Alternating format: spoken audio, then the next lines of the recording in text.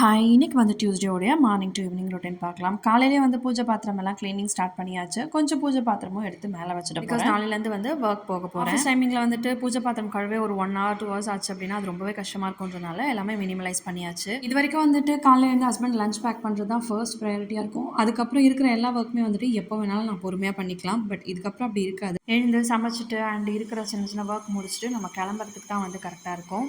Afternoon போல் எழிலோட ஸ்கூலில் போயிட்டு கொஞ்சம் சில டீட்டெயில்ஸ்லாம் கேட்க வேண்டியது அதுவுமே கேட்டுட்டு வந்துட்டு தான் வந்து பூஜை பாத்திரம் ஒர்க் எல்லாம் கம்ப்ளீட் பண்ணிவிட்டு சாமிக்கிட்ட ஃபுல்லாகவே வந்துட்டு அரேஞ்ச் பண்ணி வச்சுட்டேன். ரொம்ப கேப் ஆயிடுச்சு. ஆல்மோஸ்ட் வந்துட்டு ஒரு 3 இயர்ஸ்க்கு அப்புறம் இப்போ தான் வந்து வேலைக்கு வந்து போக போகிறேன்.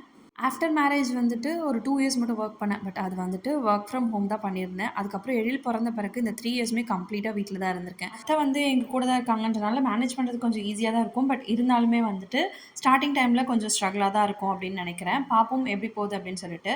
இன்னைக்கு டே இப்படி தான் போச்சு. நெக்ஸ்ட் வீடியோவில் பார்க்கலாம். பாய்.